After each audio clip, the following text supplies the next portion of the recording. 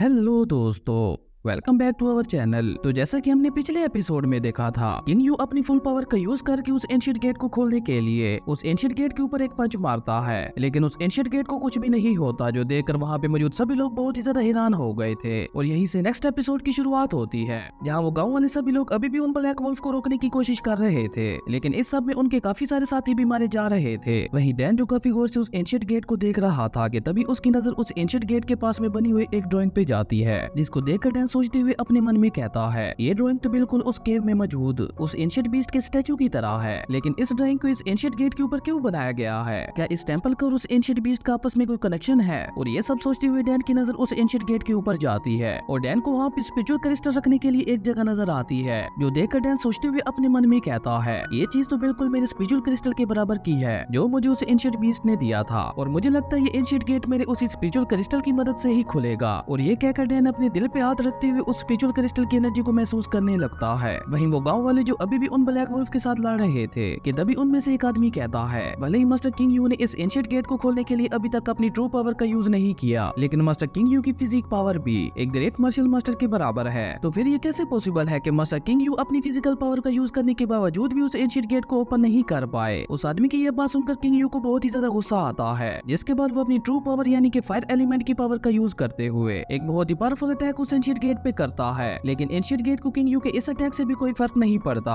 जो देखकर king you को कुछ भी समझ नहीं आ रही थी कि आखिर ये सब क्या हो रहा है। वहीं अब वो ब्लैक वुल्फ भी उन गांव वालों पे भारी पड़ने लगे थे और वो ब्लैक वुल्फ एक एक करके उन गांव वालों को मारने लगते हैं। और तभी एक ब्लैक वुल्फ पीछे से किंग यू पे अटैक करने के लिए आगे बढ़ता है, लेकिन वंग हाइलन ने बीच में आते हुए उस ब्लैक वुल्फ पे अटैक करके उस ब्लैक वुल्फ को पीछे की तरफ फेंक दिया था। और उसके बाद वो किंग यू से कहते हैं, मुझे लगता है अगर हम दोनों अपनी पावर्स को कंबाइन करें तो हम आसानी से इस एंशिएंट गेट को खोल सकते हैं। जिसपे किंग यू वंग हाइलन से कहते हैं, तुम बिल्कुल ठीक कह रहे हो। और ये कहकर किंग यू और वंग हाइलन दोनों मिलकर अपने अपने एलिमेंट की पावर का यूज करते हुए उस एंशिएंट गेट पे अटैक करते हैं, लेकिन उस एंशिएंट गेट पे एक क्रैक तक नहीं आता, जो देखकर वो दोनों बहुत ही ज्यादा हैरान हो गए थे। और वंग हाइलन हैरान होते हुए कहते नहीं, ऐसा नहीं हो सकता, ये इम्पॉसिबल है। वहीं मिस लू और डैन भी ये सब देखकर बहुत ज्यादा हैरान हो गए थे, क्योंकि वो दोनों जानते थे कि वंग हाइलन और किंग यू दोनों बहुत ही ज्यादा पावरफुल हैं, और जब वो दोनों मिलकर भी इस एंशिएंट गेट को नहीं खोल पा रहे तो शायद कोई भी इस एंशिएंट गेट को नहीं खोल पाएगा। वहीं अब ब्लैक वुल्फ ने काफी सारे गांव वालों को मार दिया था, और ये देखकर बचे हुए गांव वाले भी बहुत ज्यादा डर गए थे। ये देखकर वंग हाइलन उनसे कहता, तुम लोग डरो मत, हम तुम्हारे साथ हैं। लेकिन अब वो लोग उन ब्लैक वुल्फ का सामना नहीं कर पा रहे थे, जिसकी वजह से उन ब्लैक वुल्फ ने आगे बढ़ते हुए डैन और बाकी सब पे भी अटैक कर दिया था, जो देखकर मिस लू अपनी स्वॉर्ड निकालते हुए उन ब्लैक वुल्फ के साथ फाइट करने लगती है। वहीं डैन ने भी अपने स्पिरिट डैगर को बाहर निकालते हुए उनमें से एक ब्लैक वुल्फ को मार दिया था, जिसके बाद डैन दोबारा मुड़कर काफी गौर से उस एंशिएंट गेट की तरफ देखने लगता है, और इस बार उस एंशिएंट गेट को देखकर वो स्पिरिचुअल क्रिस्टल भी चमकने लगता है, जो देखकर डैन कहता है, इस स्पिरिचुअल क्रिस्टल का और उस एंशिएंट टेंपल का जरूर आपस में कोई ना कोई ताल्लुक है, और मुझे लगता है मेरे ये स्पिरिचुअल क्रिस्टल इस एंशिएंट गेट को ओपन करने की चाबी है। और तभी मिस लू भी अपने वाले ब्लैक वुल्फ को मारकर डैन के पास आ गई थी, और वो डैन के पास आते हुए उससे कहती है, ये जगह अब धीरे धीरे और भी ज्यादा खतरनाक होती जा रही है,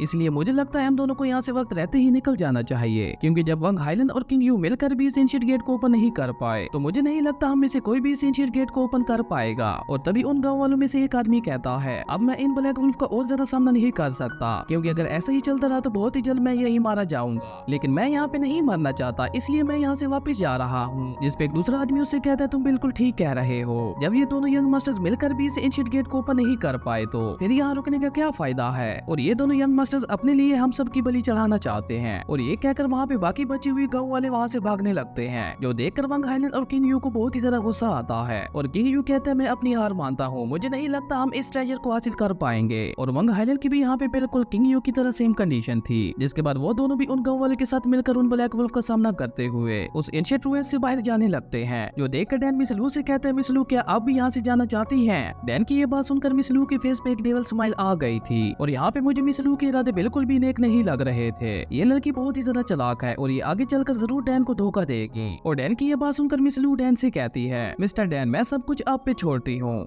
अगर आप यहाँ से बाहर जाना चाहते चाहते हैं तो हम दोनों मिलकर यहाँ से बाहर जाएंगे, लेकिन अगर आप यहाँ से आगे बढ़ना चाहते हैं तो हम दोनों मिलकर ही यहाँ से आगे बढ़ेंगे। मिस लू की ये बात सुनकर डैन अपने स्पिरिचुअल क्रिस्टल को बाहर निकालता है और जैसे ही वो स्पिरिचुअल क्रिस्टल बाहर आता है तो वो खुद ब खुद ही जाकर उस एंशिएंट गेट के ऊपर लग गया था। और जैसे ही वो स्पिरिचुअल क्रिस्टल उस गेट के ऊपर लगता है तो वो एंशिएंट गेट धीरे धीरे ओपन होने लगता है, जो देखकर मिस लू डैन से कहती है ये स्पिरिचुअल क्रिस्टल तो मुझे बहुत ही ज्यादा पावरफुल लग रहा है। और ये कहकर वो सोचते हुए अपने मन में कहती है आखिर इतना ज्यादा पावरफुल स्पिरिचुअल क्रिस्टल इस लड़के को कहाँ से मिला होगा। और उस एंशिएंट गेट के ओपन होते ही वो स्पिरिचुअल क्रिस्टल दोबारा डैन के पास आ गया था, जिसके बाद डैन और मिस लू भागकर उस एंशिएंट गेट के अंदर जाने लगते हैं। लेकिन किंग यू ने भी उन दोनों को वहां से जाते हुए देख लिया था, जो देखकर किंग यू गुस्से से कहता है तो इसका मतलब है इन दोनों ने हमें बेवकूफ बनाया है। और ये कहकर किंग यू काफी तेजी से उस एंशिएंट गेट की तरफ बढ़ने लगता है। और ये देखकर वंग हाईलैंड भी किंग यू के पीछे पीछे उस एंशिएंट गेट की तरफ जाने लगता है। लेकिन तभी वंग हाईलैंड ने किंग यू के सामने आकर उसे एक किक मार दी थी, जिसकी वजह से किंग यू उन ब्लैक वुल्फ के पास जा गिरता है और उन ब्लैक वुल्फ ने चारों तरफ से किंग यू को घेर लिया था,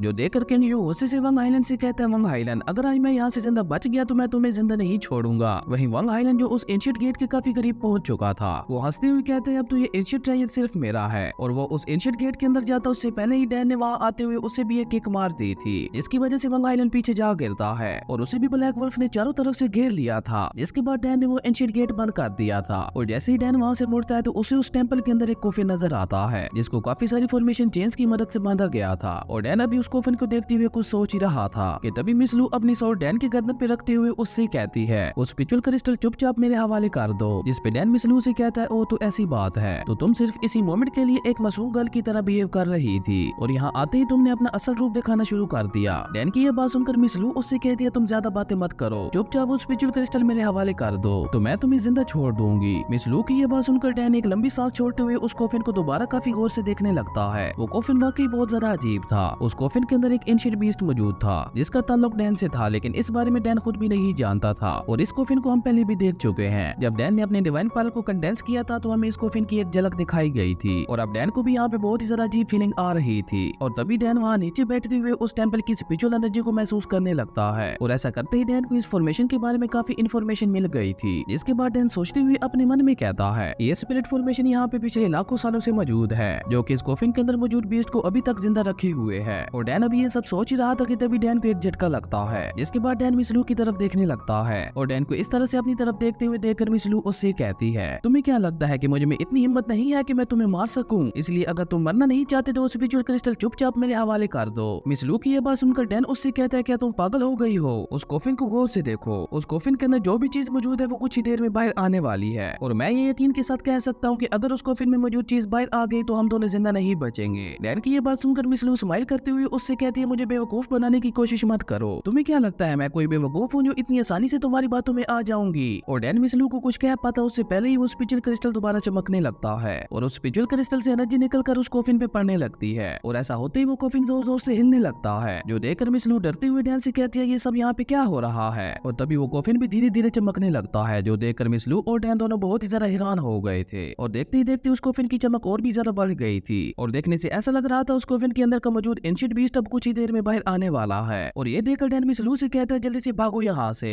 जिसके बाद वो दोनों काफी तेजी से वहाँ से भागने लगते हैं और अभी वो दोनों वहाँ से भाग ही रहे थे कि तभी उस कोफिन से बहुत ही ज्यादा पावरफुल ऑरा निकलने लगता है और उस कोफिन की चारों तरफ स्मोक फैल गई थी, जिसके बाद वहाँ पे स्पिरिचुअल एनर्जी इकट्ठा होने लगती है और देखते ही देखते उस एनर्जी ने एक एंशिएंट बीस्ट का रूप ले लिया था, जो कि बहुत ही ज्यादा खतरनाक लग रहा था। और जैसे ही वो एंशिएंट बीस्ट अपनी आंखें खोलता है तो यहीं पे हमारा ये एपिसोड खत्म हो जाता है। अब नेक्स्ट एपिसोड में देखना इंटरेस्टिंग होगा कि क्या वो एंशिएंट बीस्ट डैन को पहचान पाएगा या नहीं। अब ये तो हमें नेक्स्ट एपिसोड में ही पता चलेगा। अगर आपको ये वीडियो अच्छी लगी तो लाइक कर दें और अगर चैनल पे नए आए हो तो सब्सक्राइब करते जाना। तो मिलता है एक न्यू वीडियो में, तब तक के लिए बाय।